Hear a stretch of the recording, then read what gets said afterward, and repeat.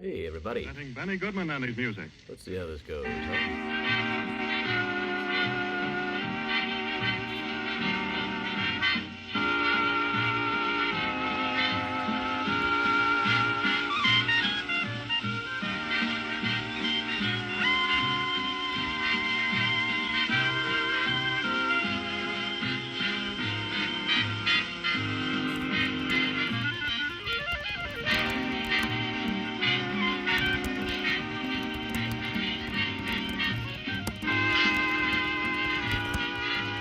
We're trying this over on Blue Sky. They got this new kind of thing going. Or Twitch. Twitch is now listed on Blue Sky. Let's see if I can make this work. Benny Goodman, ladies and gentlemen, the man with the torrid clarinet and the even more torrid band who purveys assorted rhythms, all danceable, in the urban room of the Congress Hotel in Chicago. And first of all, one of Irving Berlin's greatest hits, Blue Skies.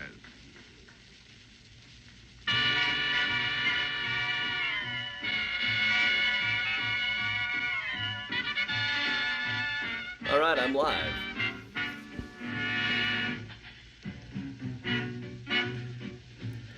Evening, everybody.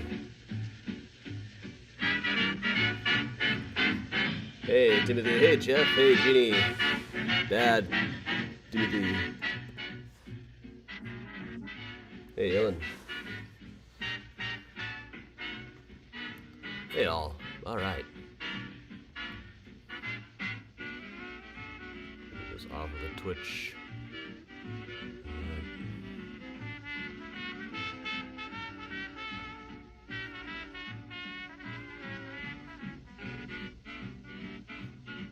Hey, Mummy Brown over on YouTube. Hey, Cindy. Hey, Mom.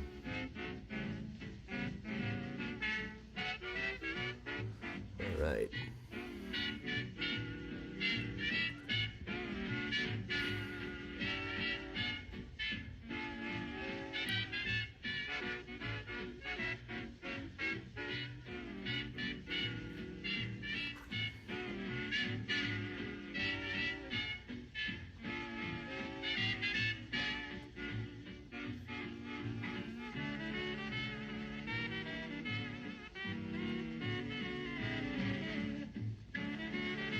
Hey, Eileen. Hey, Evelyn. Hey, Carla. Hey, all. Welcome along. All right, I am going to set fire to things. Yeah, here it is. See, I'm going to have a smoked Manhattan tonight.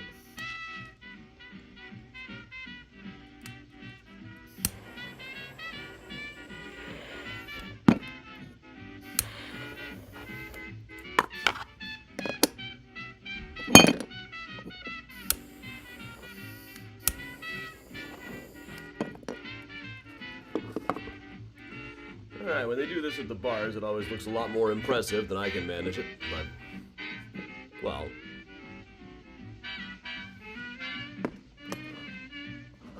Hey, Donna in Houston. Hey, Octavio. Hey, Masha. Hey, Pat. Hey, everybody. Come along. Today's post on the Patreon, the Deep Research one, is free. That's normally $5 a month for that one. That's a pretty good deal, I gotta say, that tier. The amount of stuff that you get per month is pretty impressive. And some of this is stuff you can't really get anywhere unless you want to go to the microfilm room.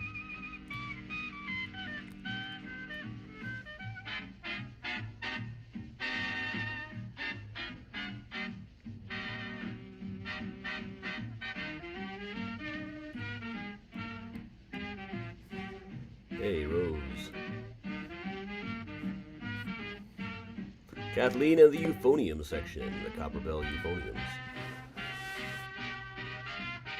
I just did You Got Trouble from Music Man at karaoke a few days ago.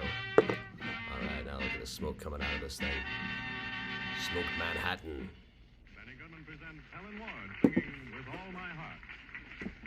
On the Patreon, I'm kind of doing a push to try to get the numbers up on the Patreons. They've been, gradually over time going down.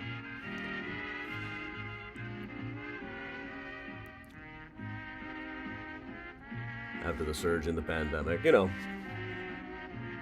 Hey, Donna. How do Thursday nights happen so fast? Good question. I find myself asking that all the time. When Thursdays come around and I'm not quite prepared. Been busy working on the case of this Confederate guy at Graceland. There's only a couple of those. I found a thing about his service where he talks about the exciting incidents from right after he joined up, and then said he had plenty more stories from all through the rest of the war, but it would be tiresome to tell them. And I've seen his records. He didn't have any more because he deserted after like 2 months, which is the honorable thing to do if you were in the Confederacy. Salmon and roasted carrots with hot honey. That sounds good. I had beef and noodles. Like chicken and noodles was a dish I grew up with, the green frozen noodles. As an adult, I have made it with beef often, too. I say I love you dearly. Ah, but this is a good taste right about now. Hey, Paula. Evening, Georgia. Evening, everybody. Welcome to all.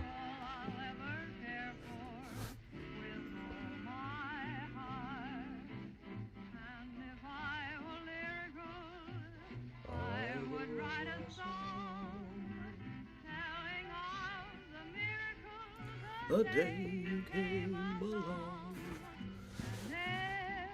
Hey, Bob. Well, hey, Lisa. Glad to have you pop in. I love you with all my... Oh, look at that. I'll also put that one up. I debate which ones I should really put up during the tour. People haven't joined the Patreon based on the tours since the pandemic much. So, but I feel like that's the main reason to do them as promo.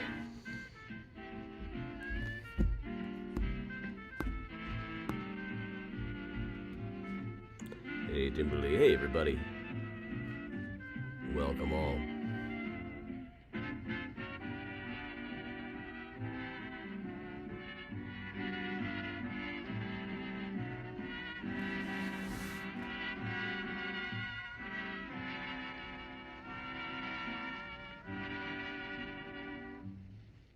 Benny Goodman goes way back and gets a lot of rhythm out of Walk, Jenny, Walk. Benny Goodman and his orchestra.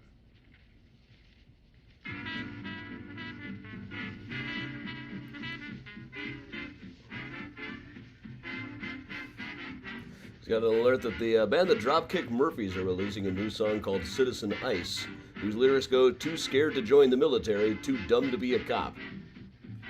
All right, then. Good evening, Mark.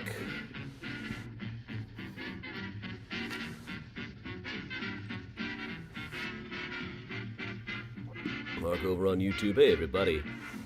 Hey, Rihanna over on Twitch. Evening, Gary. Welcome along, all.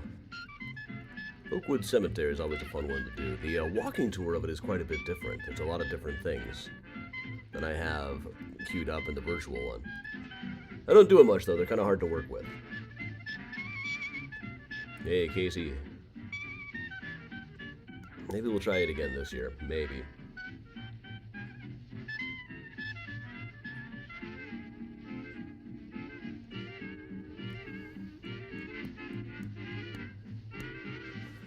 I did a radio interview on ABC Sydney down in Australia today. It was 6:30 my time, late night show Friday for them.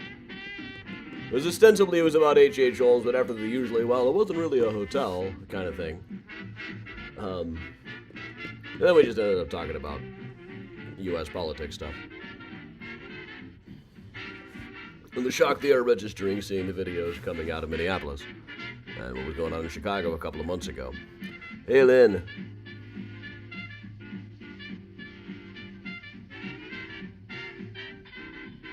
Pat, good advice. I don't think I have a car alarm.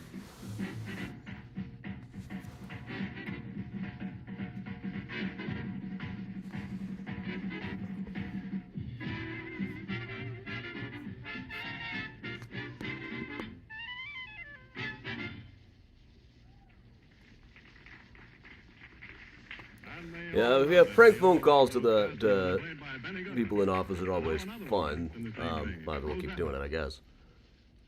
Am I going to go sledding this year? If there's enough snow on a non-weekend, I definitely plan to. Goose Island Cherries Jubilee Stout? That sounds delicious.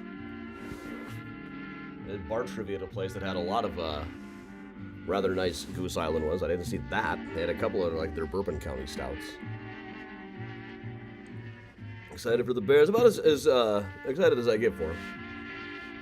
I'm a very fair weather fan. When they're close to the playoffs, I pay attention a little.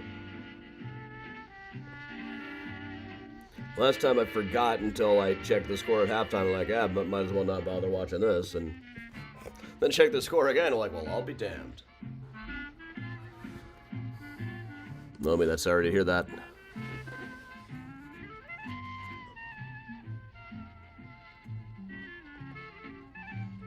Yeah, Pat, I hear they're doing good things with the car alarms out in the Twin Cities. I'm not sure I have one rigged up. It would be the first time I ever really wanted one. Not, this is just a fashion accessory now. Well, other functions too, but just kind of get in the habit of wearing it. Joanne, that sounds interesting. Evening, Grandma Bell. Hey, Aunt Cindy's out there. Aunt Cindy, I saw the picture you posted of Andrea and Libby watching The Lone Ranger. That is fantastic. Hey, Mags. This evening we are doing a virtual tour of Oakwood Cemetery here on Mysterious Chicago. Dad's having some hot cider with spiced rum. Well, that sounds good. I had a Malort soda the other night at the jazz bar. Chris, the bartender, whipped me up this thing he's been experimenting with Malort, some other liqueur, and I think a lemon and elderflower and soda. It was tasty, believe it or not.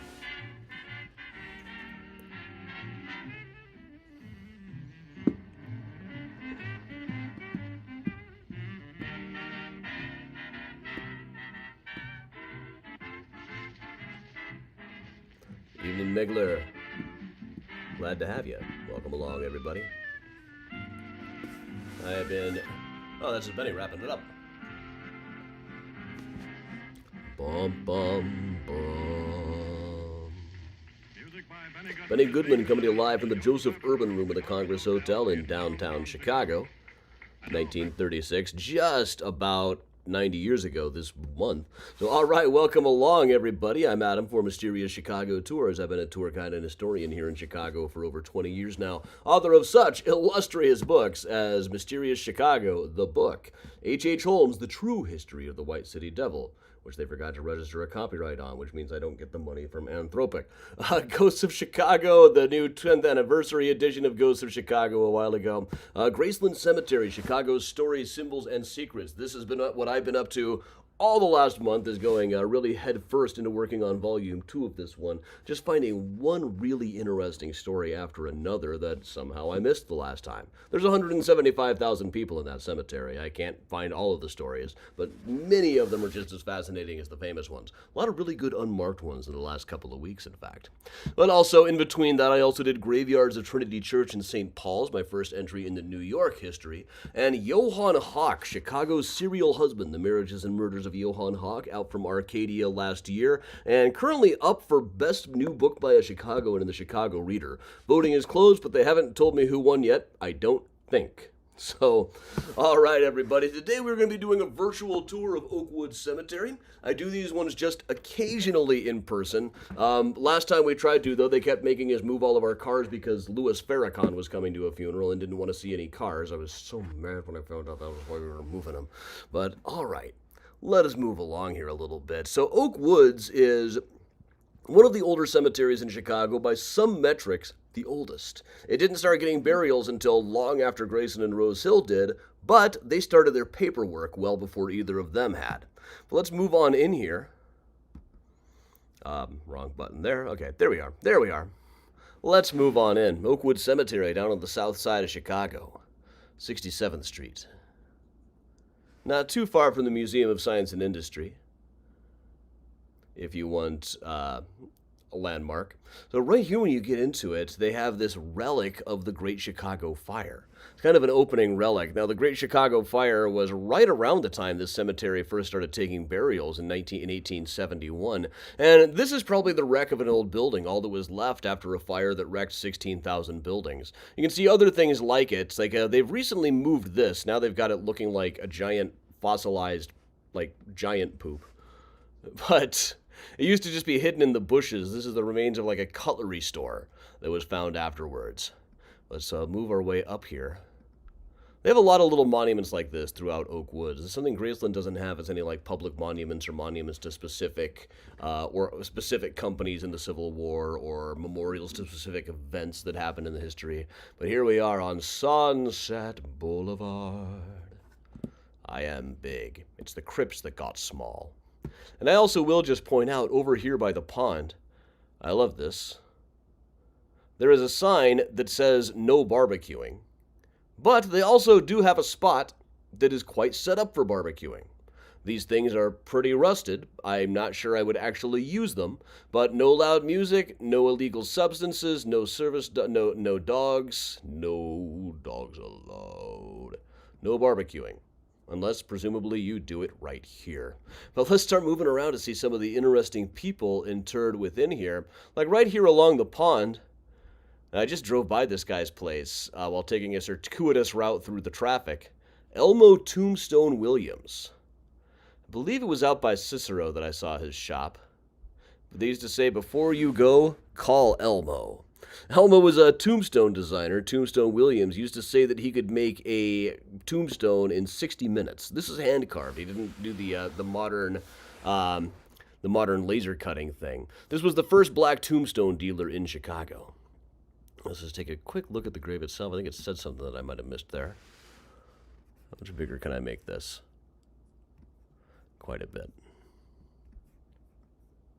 Elmo Tombstone Williams. Can't quite read what it said there. Died in 1995. But moving along, let's go to some of the bigger names right off the bat. So I'll just past the Farwells. I don't think this is the same Farwell that Farwell Avenue is named after. Those guys are mostly up in Lake Forest Cemetery. But the tallest of the obelisk here is for Big Bill Thompson. Probably the most corrupt mayor Chicago ever had, or at least the most buffoonish. But really, there is also his father is over on the other side here, William Hale Thompson, who had some of the very best facial hair that you ever saw. I mean, you thought Ambrose Burnside or Chester A. Arthur had some sideburns? Hold this guy's beer, please.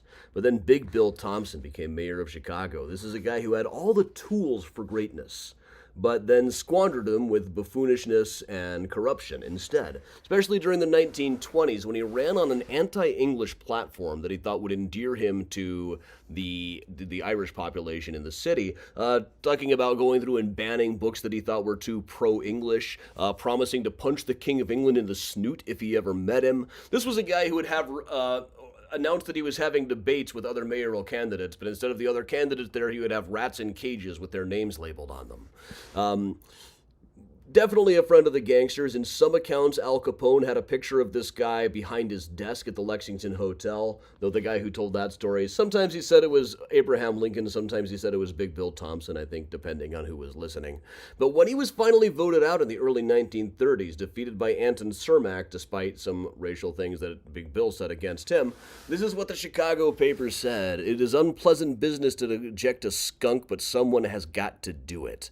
For Chicago, Thompson has meant filth, corruption, obscenity, idiocy, and bankruptcy. He has given the city an international reputation for moronic buffoonery, barbaric crime, triumphant hoodlumism, unchecked graft, and a dejected citizenship. He nearly ruined the property and completely destroyed the pride of the city. He made Chicago a byword for the collapse of American civilization. In his attempt to continue this, he excelled himself as a liar and defamer of character.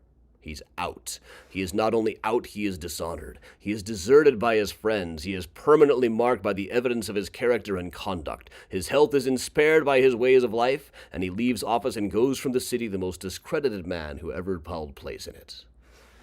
I just need a drink after that.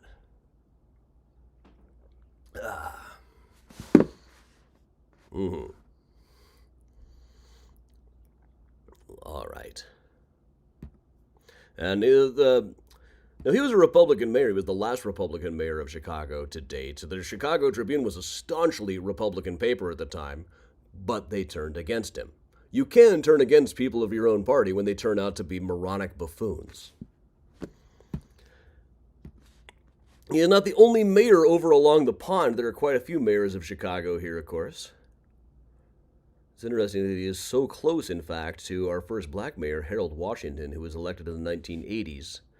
Died soon after being elected to a second term. There was an animatronic of him at the DuSable History Museum, which is frankly utterly terrifying. But he had a great line at the time. People used to say, we've held on to this reputation for triumphant hoodlumism in Chicago. For years, people would say, oh, Chicago, Al Capone. Just today, talking to a radio station in Sydney, they said, well, that's our image, is, you get shot by guys in overcoats and fedoras all the time, which led to a big discussion about ICE. This is actually the hearse that carried Harold Washington to Oakwood Cemetery in the first place. A guy who permanently owns it came on one of my tours here. But Harold had a great line. They used to say when you go around the world, they say, Chicago, Al Capone. Now they say, Chicago, how's Harold? Good line. It was under him, though, that we lost the 1993 World's Fair. There was a plan to have another World's Fair here in Chicago back in the 1990s. Harry Weiss, the architect, was designing stuff for it. We were actually going to use the Kinzie Street Railroad Bridge, but it kind of fell apart due primarily to lack of interest in funding. Let's move on further down the pond here. We'll come to Calvin DeWolf. Just briefly, he was part of the abolitionist crew in Chicago. Quite a number of major abolitionists are here at Oakwood Cemetery, also a much larger concentration of black Civil War veterans than there were at other cemeteries, this being the South Side, which after redlining had a much larger black population. Calvin DeWolf was involved in a case in 1860. One of the very small handful of people who was enslaved in Nebraska, Eliza Grayson, escaped to Chicago, was attempted to be recaptured. Calvin DeWolf was instrumental in the plan to put her in jail long enough to escape. That was really the plan. It was really Chancellor Livingston Jenks came up as her enslaver. Stephen Knuckles was trying to drag her away. He said, nope, you can't drag her away. We're arresting her for disorderly conduct. He's like, no, I'm taking her back to Nebraska. Nope, you can't do that. She's under arrest. We're taking her to the armory right now, where the Sears Tower now stands. I believe she escaped to Canada after that.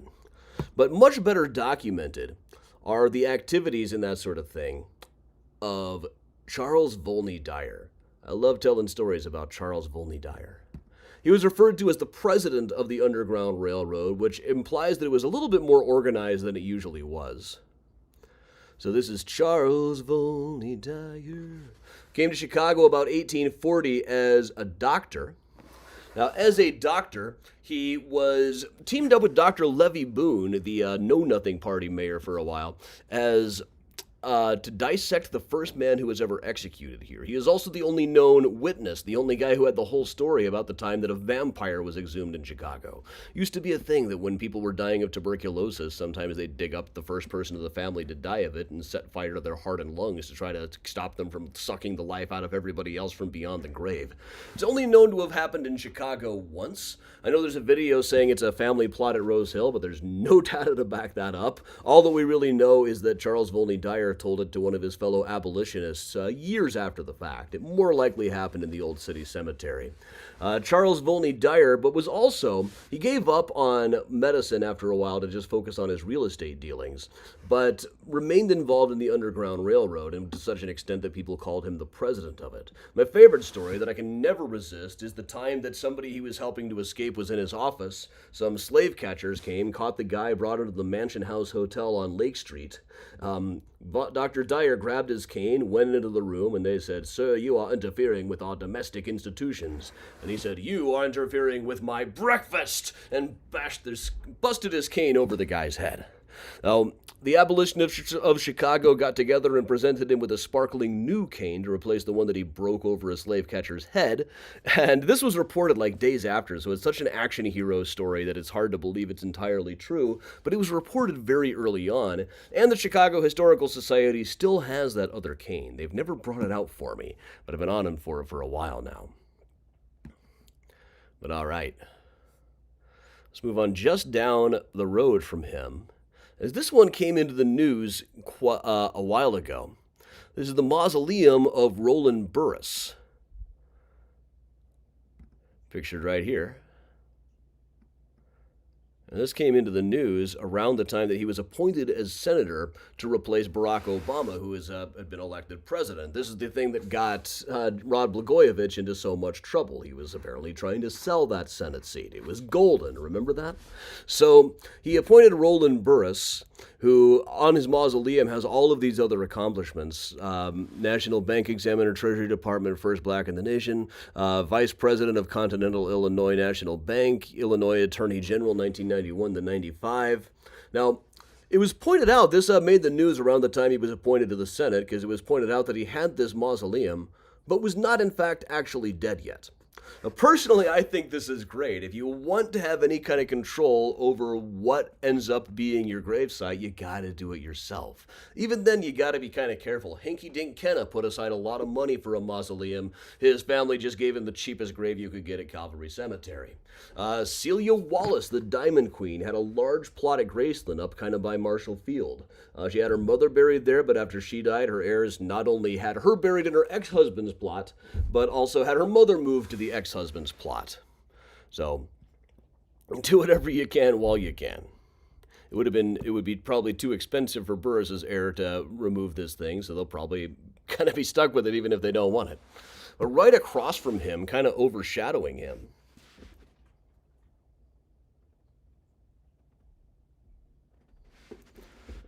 is Jesse Owens.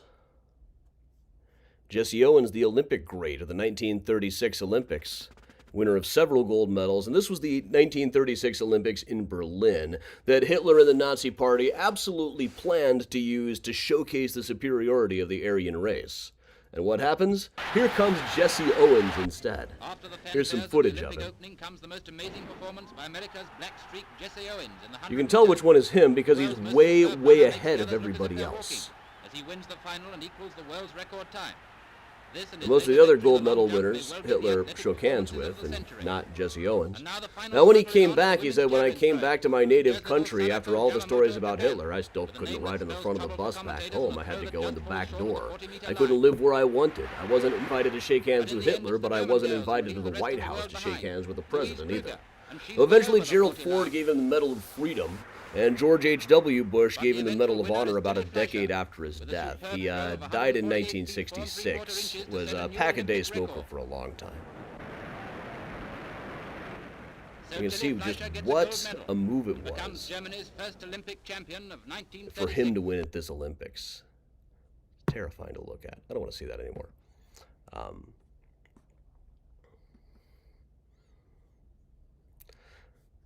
There's one I just decided to add into here. Up along the other pond, this is the Staples family of the Staples Family Singers. I'll take you there.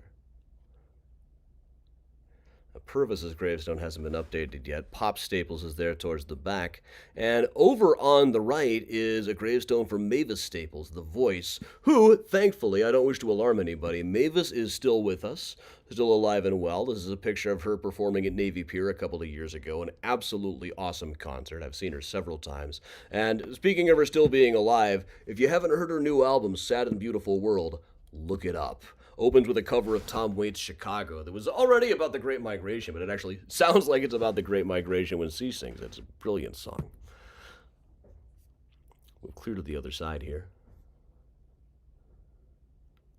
Now, this is a little monument for a few people whose remains could never be identified, really. They were killed in a massive blast down at 102nd and the Calumet River. There was a grain elevator that exploded. It busted out windows for several blocks around. And it was so hot that water evaporated when it hit the flames, so all the fire department could really do was let it go. There were a lot of grain elevators that exploded like this at the time. It was a very dangerous thing working in these places. There was invisible dust particles inside of the grain elevators that would not be seen by the eye, but they were extremely flammable. You had a hard time knowing that they were there, but light a match to see the dash, and the whole thing would lead to a train reaction. And also, the bodies inside could never really even be identified, or at least not be separated from one another. They're buried in a common grave here. Now, if you look in the back, too, you can see the Citgo station, which is the approximate location of the old Granada Cafe, where back in the 1920s, there was an incident where some gangsters were hanging around there on New Year's Eve. Somebody walked in and shot both of them. And this was supposedly broadcast live on the radio. The next day when the story came out, a lot of people wrote in saying, "I heard the murder live on the radio." They probably heard a drum beat or something. WBBM always said they weren't actually broadcasting at the moment that it happened. But I think it was literally the killers just waltzed in, shot the guys, and waltzed out. Possibly quite literally waltzing to the sounds of Guy Lombardo.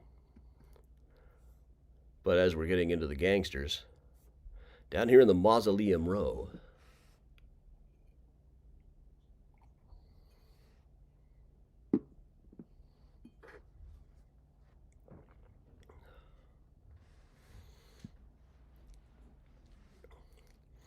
this is Big Jim Colosimo. In the 1910s, if you were operating some kind of vice operation in Chicago, you were probably making payments to old Big Jim. This is him with his first wife. Then about the late 1910s, he divorced her and married Dale Winter, a singer at his cafe.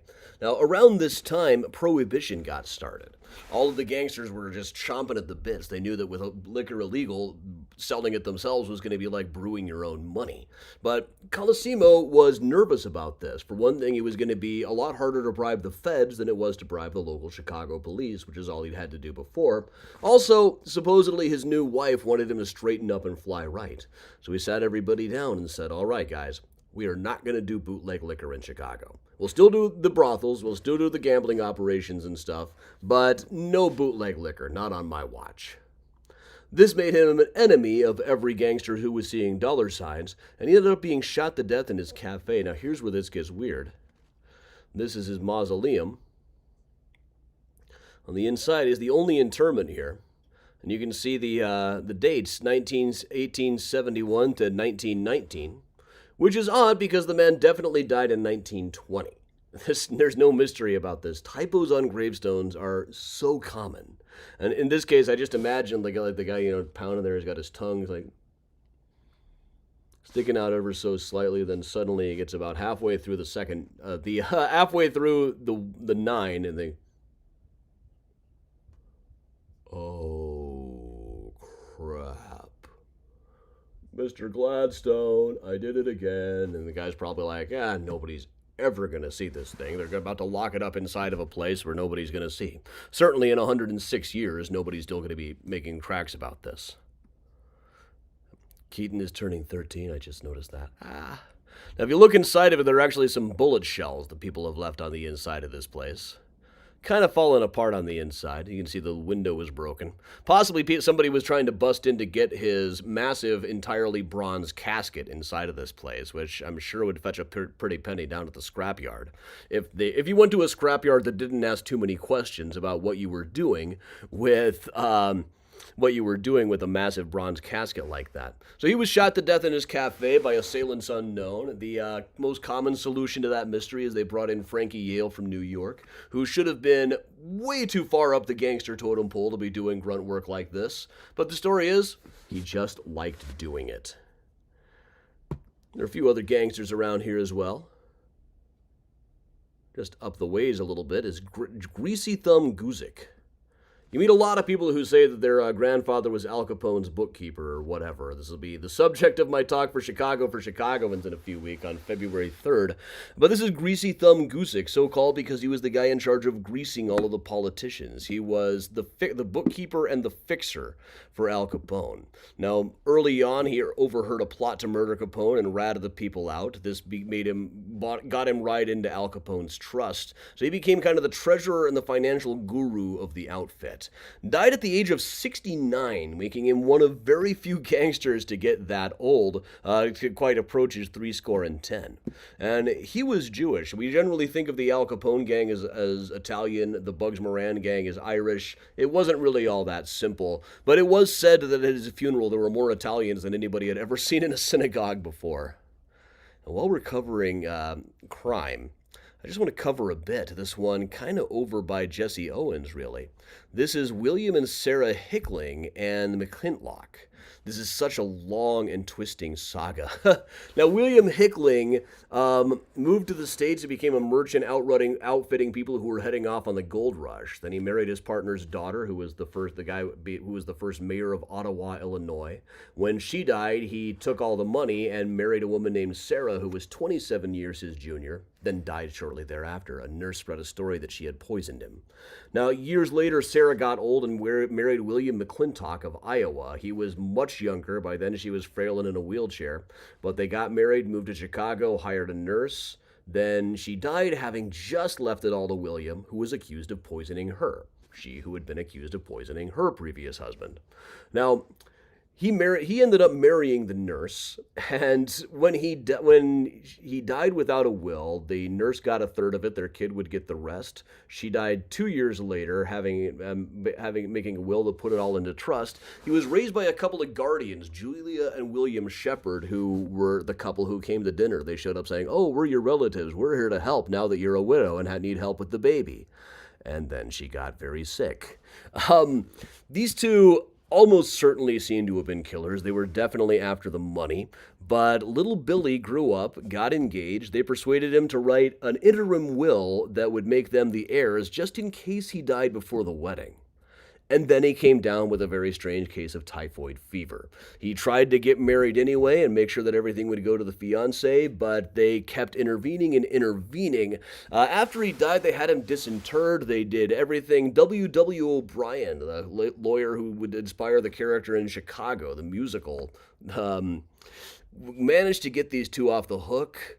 They died in a nursing home in Evanston that is still standing to this day. Now, William Darn Shepard, the one of these guys, was basically a lump of a loser. Julia, his wife, was domineering and manipulative. Harry Olson, who had previously gone against Johann Hawkencourt, said that she was kind of the Lady McBee of the duo.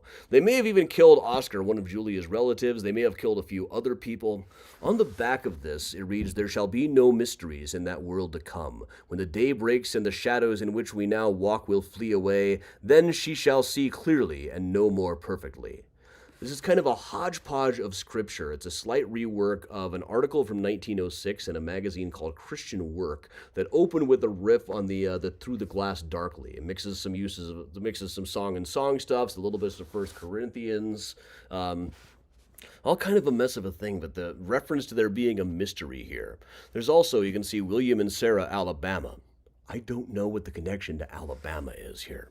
I've looked, haven't found it yet. There's so much going on in this story that I can't even keep it straight. This one I definitely need my cheat sheet for, in fact. Let us move along down here a little bit. This is the Jewish section. You might remember we used to do cleanups here, but now a synagogue has taken over the management of it, so it's in much better shape now than it was a couple of years ago.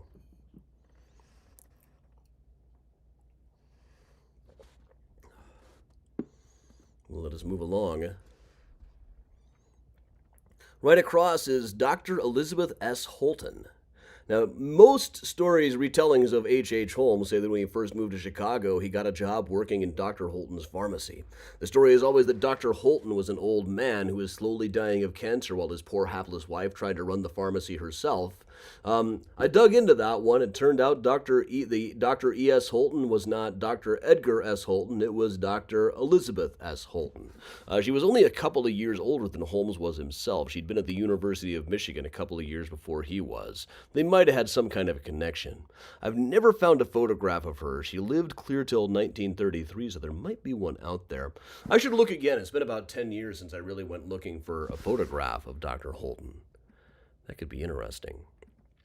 But she shows up on like voter lists as far back as the 1880s. Women were voting in some Chicago elections at the time. They had the vote in Illinois before it was in the Constitution. But while we're talking crime, we'll just pass this genius here. Right near the grave of Dr. Hip, which is what they call me down at the jazz bar. Sure they do. Yeah, sure they do. And we'll check out George M. Shippey. Now, really, almost any Chicago case, any case that ended in a hanging, we talked about times last week when they might have hanged the wrong person. I think that just about any time there was a case that GM Shippey was involved in, they probably should have at least commuted the sentence, because the odds that everything was going above board and according to plan with Shippey at the helm were really faintly low. Now, Shippey, there's one case here. He rented a horse that he thought might lead them to the murderer. Exactly how this was supposed to work, who knows? And in this case, later in that same case, he propped up the body of the victim and brought in the suspects one by one to the mausoleum where he was propped up. And like propped up with his finger pointing, hoping that it would scare somebody into confessing, which it didn't do. Whether this is true or not, I have difficulty believing. It was in a number of different papers, but it would have been a deeply unpleasant thing, especially after the guy had been dead for several days by then, to be able to set him up like this. Now, in the late 1900s, a kid named Lazarus Averbuck knocked on the door of Shippey's place over by Lincoln Park. Exactly what he was doing, we don't really know. The most logical explanation is that he came looking for a letter signed by the local chief of police so he could go to another city, as was kind of the custom where he came from in Russia. We'll never really know what he wanted because Inspector Shippey just thought that he looked like he was Jewish and therefore probably an anarchist and decided to shoot him to death. Now, Coroner Hoffman was the only person who was allowed to ask questions at the inquest. He was quickly ruled to have done self-defense, but he also never served another day. His mind was starting to wear away, likely from the effects of syphilis at the time. So, over the Chicago for Chicagoans lectures, Patty Swanson just made a thing about, like, who with syphilis would you want to get a tattoo of? Because so many people get Al Capone tattoos. Bram Stoker is the one I came up with. I would not be getting a tattoo of Inspector Shippey. But Shippey was also on the Johann Hawk case. Out here in the edge, in a section of largely unmarked graves. And last time I asked about this, trying to find the exact spot, they were just like, no. But over in this section is the burial place of Marie Walker Hawk, who married a guy, Johann Hawk, that she met through a personal ad. Now, she had divorced her previous husband after leaving him 17 times. The divorce record is spectacularly grim. So she married this guy she met through a personal ad. 6 weeks later, died of arsenic poisoning. She had been operating a candy store not too far from Inspector Shippey's house. Walking distance, really. But the guy she married was Johann Hawk, the guy I just wrote a book about. Here's a picture of Mr. Shippey standing over the grave when they had her exhumed after Johann Hawk disappeared after marrying Marie's sister and taking all their money off to New York. And here is one of the coroner's physicians, who knew a lot more about this stuff than the coroner himself did, examining all of the organs to find out that there was, in fact, arsenic poisoning. There was some in the stomach. In fact, there was so much in the stomach that there's a pretty good chance that Inspector Shippey made sure some was planted there just in case they didn't find any anywhere else. The more damning evidence was really the arsenic that was in the rectum. Let's move down to one of the more famous parts. Move back away from off in the distance here. You can see the large statue, the Confederate mound. Now, there's some talk. This is a mass grave of soldiers who died at Camp Douglas. Throughout the South, a lot of the major goal of moving Confederate monuments is getting them into cemeteries. This one's already in a cemetery. At least the statue isn't like a triumphant-looking soldier or anything. This is a mass grave of, depending on whose numbers you're going by, 4,000 to 6,000 Confederate soldiers. But right in front of it, we're going to move in here. This is known as the Abolitionist Stone, or among neo-Confederates they call this the Ugly Stone. This is a cenotaph honoring the Southern abolitionists who operated without moral or material support, stood alone among ruthless enemies, and after unspeakable suffering either died at their post of duties or abandoning home and possessions sought refuge and scant bread for their families among strangers at the North. To those pure patriots who, without bounty, without pay, without pension, without honor, went to their graves without recognition even by their country, this stone is raised and inscribed after 30 years waiting by one of themselves, an exiled abolitionist. Now, this was placed here by a guy who himself had to sneak out of the South. He had been living down in Florida and said, I know what they're teaching people in those schools. They're trying to brush this all off as just kind of a contest between people who were maybe equally wrong and that it wasn't really about slavery or anything. They're indoctrinating kids to think this sort of thing, and it could all happen again. We have made some progress, at least. These Richmond statues. I loved this shot of Robert E. Lee getting Darth mauled.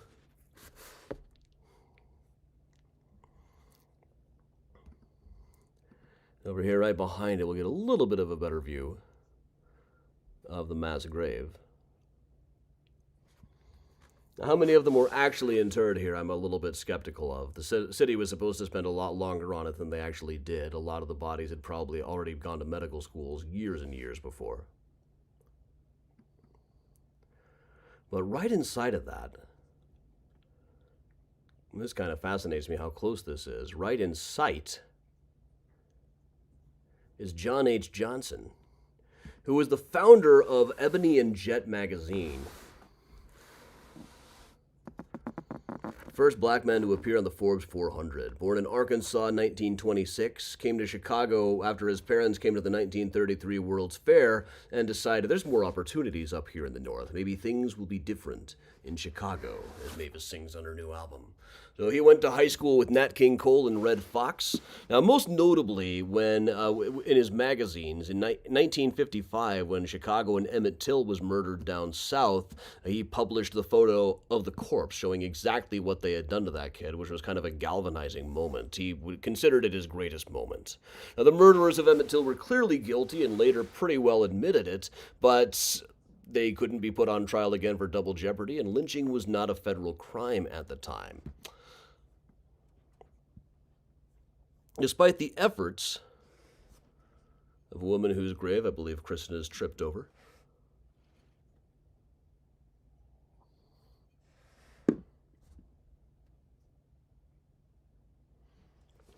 Ida B. Wells Barnett was an anti-lynching advocate who came to Chicago specifically to protest the World's Fair of 1893. The Haiti exhibit was the closest thing they had to any kind of a black exhibit. When they realized they didn't have like a official fair representative from Alaska, they panicked and found one really quickly, but they didn't have a black representative. Frederick Douglass spoke, officially representing the government of Haiti. Eventually the fair had Negro Day, in which they served watermelon, which was iffy, but Douglass decided it was best to just take advantage of it and use the publicity for activism. Now, Ida B. Wells, besides her anti-lynching activism before, also was the first black woman to be a parole officer. She was hired by Harry Olson, who had been the lawyer in the McClintock trial and the Johann Hawk trial. Was also super into eugenics. He was the head of some eugenics organization. He rejected the racism that was pervasive in that field, but was really quite naive, I think, about who was going to be judged a degenerate in the reforms that he was advocating.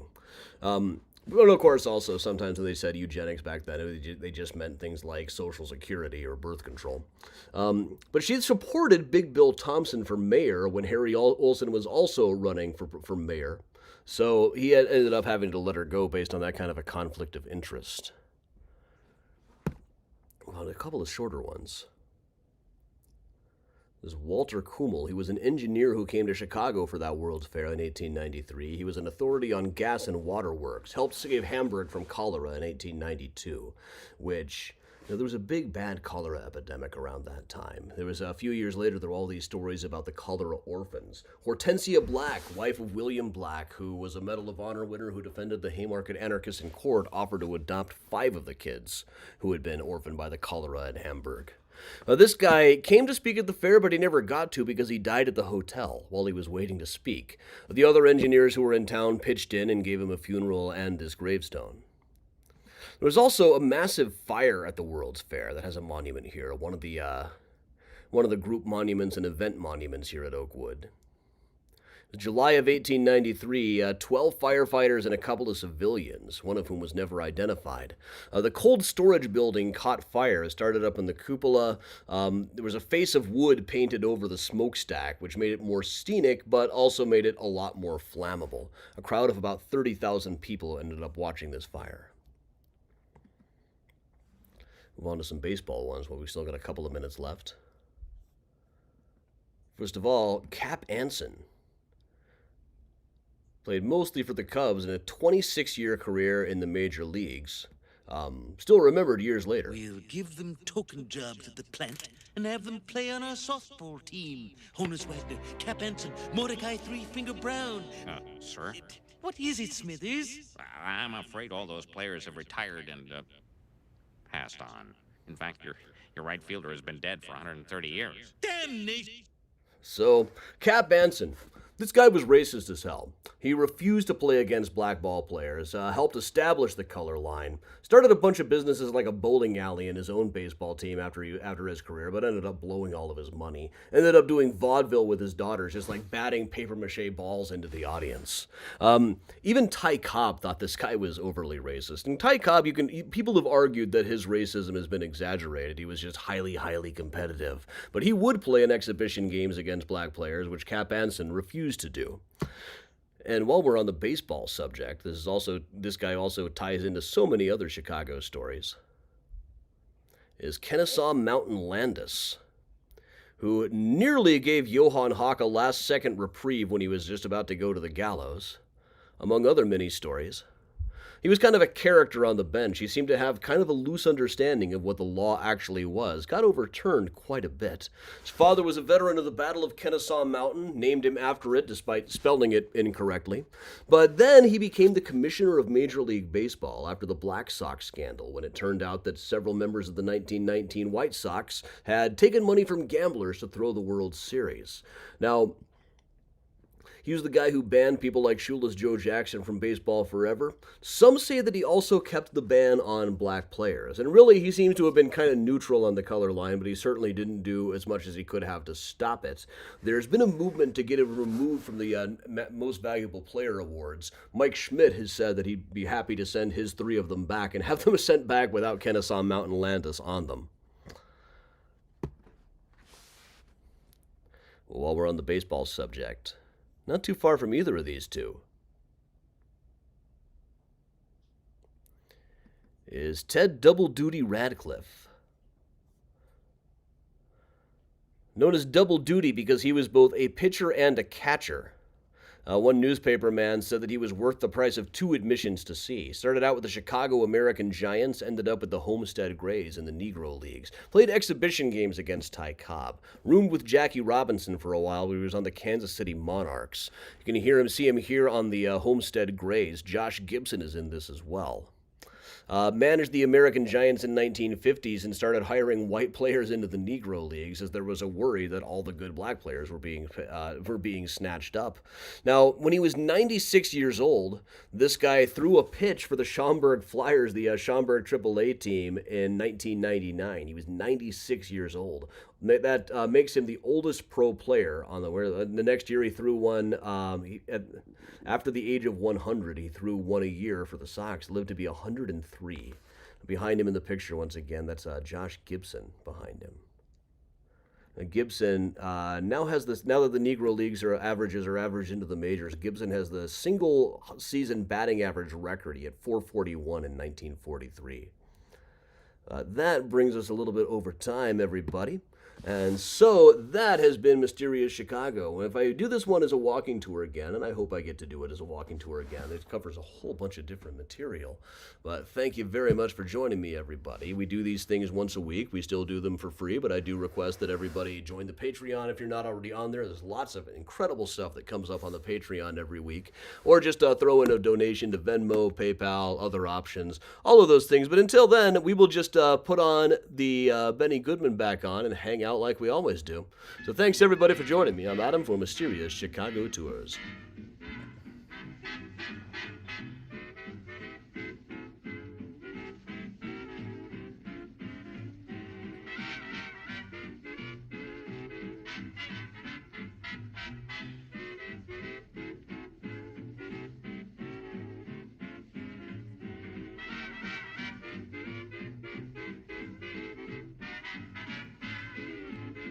Check the old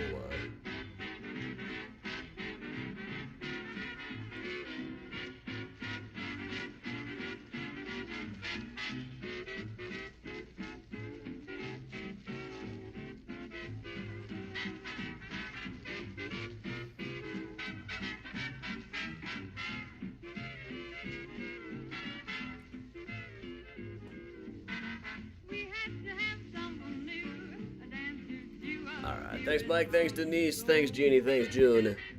You know, where is Miles? Miles has been on the couch over here this whole time. He's been sleeping. Oh, where Ember's at? Ember. Hey, Miles. Miles, you're missing TV. Park Avenue.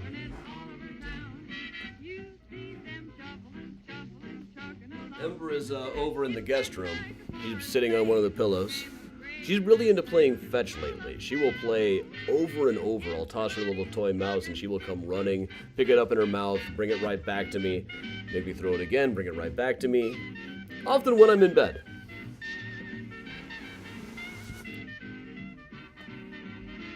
Thank you, Marita.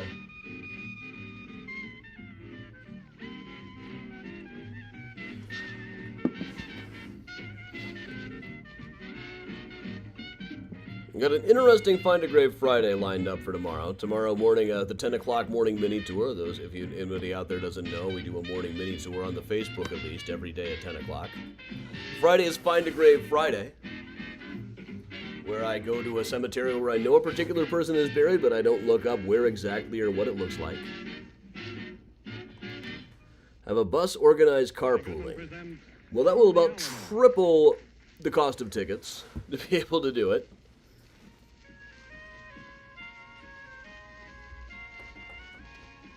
Thank you, Critter Keeper.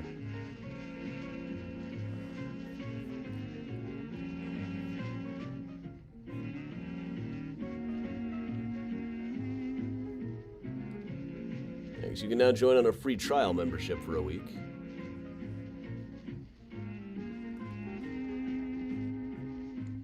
Carla, excellent.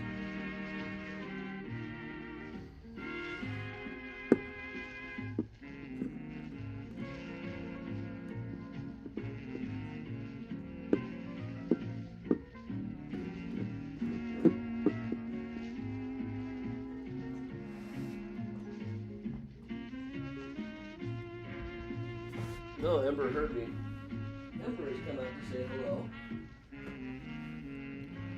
She must have seen me coming looking. Ember. She's kind of sleepy, it seems like. But she came out and parked herself right next to a couple of toy mice.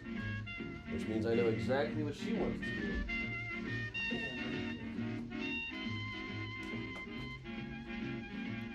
See her scamper across there, but she's still pretty sleepy. You bring it back to me? No. Bring it back halfway. Yeah. They're saying, all hail the Empress out there. That's you. How about Black Mouse? Did I say Black Mouse? Let's see if I can land this on the egg chair. You can go get it.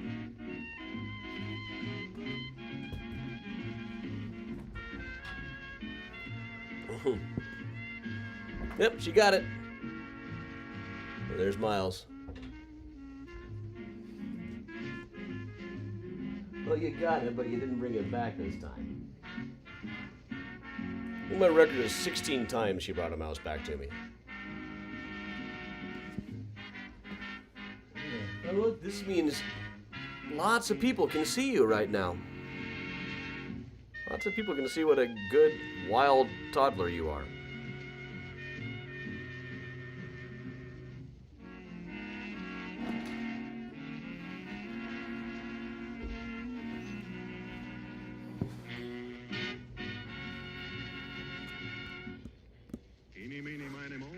Right in the urban room of the Congress Hotel in Chicago, and dance she is a delightful, cuddly girl, but full of vinegar. Eeny, meeny, miny, mo. Runs, runs, runs, runs, runs.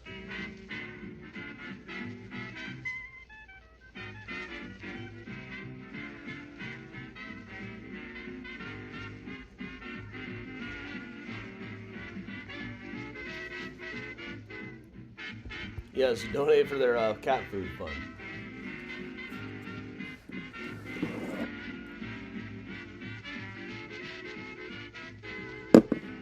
You know, we're coming up in a couple of months on our 6th anniversary of all this. Amazing, isn't it?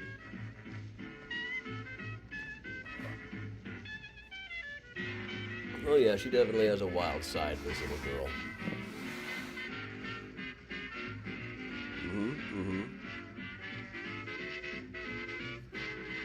They both do. Miles has one too.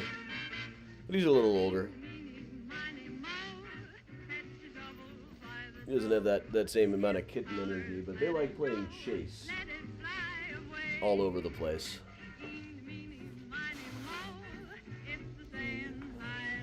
Miles, that's not a scratcher, you know that. Time of day. Valley sings it. Anybody watching Pluribus? I started watching that today.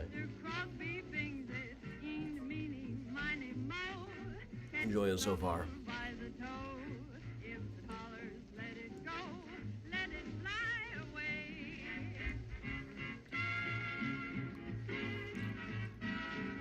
Kristen, you got Taskmaster tickets? We tried to get Taskmaster tickets.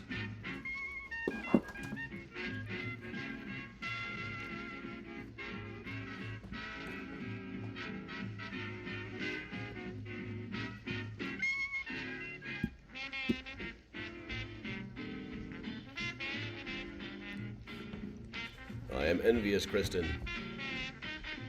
But since I couldn't get tickets, here we are.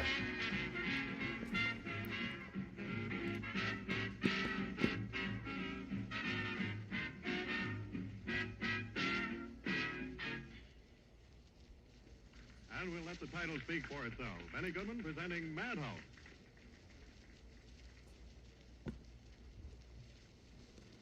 And that's a fair question, why Scratcher shaped if not Scratcher.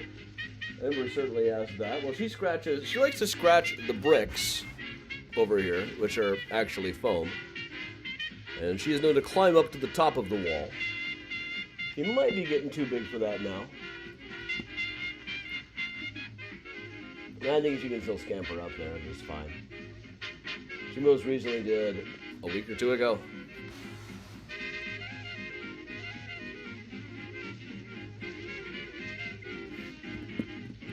I believe Layla is also a Taskmaster right now.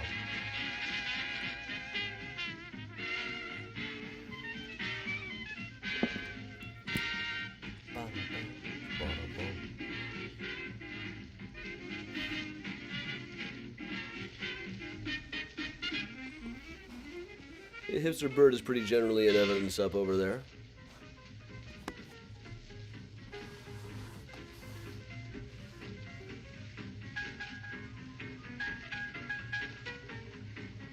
Lane, just make sure you listen to the most recent Dylan album, Rough and Rowdy Ways. That'll probably be about half the show. We're assuming that it's going to keep up the same set list as last year, but who knows? I can't make the Rockford show. I think we'll be in New York for that. All my friends will be there, though. So see, there goes Ember clawing up the wall. Ember, you know that's not a scratcher. And she's still sleepy.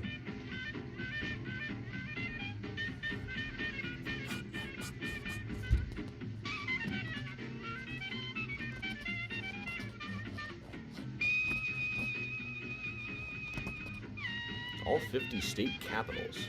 Okay. Everybody wants to see Montpelier.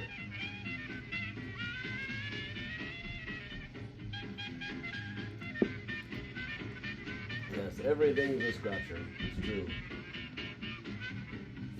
Well, if you do want a sample of the Patreon, link below. Today, the Deep Research tier is free. It's an important story, so I figured it might as well be anyway. Now and then I'll have one of the paid posts be free, just so people can see what it's like. Today it's got a lot of the articles from when John Atkins was killed by the Chicago police in 1866, plus the military records of the John Atkins who might be him, and some notes about what we know, what we don't know. The fact that there are two other members of the 116th that formed in Kentucky, the United States Colored Troops, is might just be a coincidence. But it seems like quite a coincidence.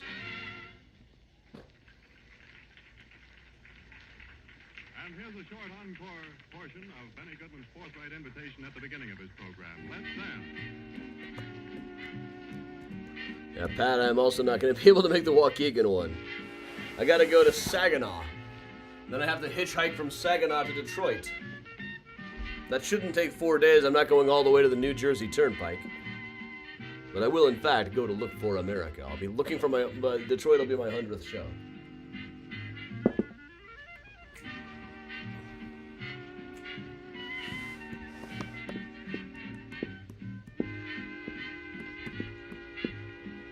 Oh, I'm getting tired now. I got a lot of cleaning to do. I don't want to do it though. So, We have been presenting the music of Benny Goodman and his orchestra from the Joseph Urban Room of the Congress. Oh, Bob, it's always a good move. Old Town Tattoo. I don't know who's there these days. This is the National Broadcasting Company. All right, that is Benny Goodman wrapping it up, so it is time for me to wrap it up as well. Once again, tomorrow morning, 10 o'clock on the Mysterious Chicago Facebook. It's hard for me to broadcast to other platforms remotely. But we will be at Find a Grave Friday. I know who we're looking up. It's a pretty interesting story. So everybody, thanks a lot for joining me. I'm Adam from Mysterious Chicago, telling everybody, stay safe, stay strong, and of course, if possible, stay spooky, everybody.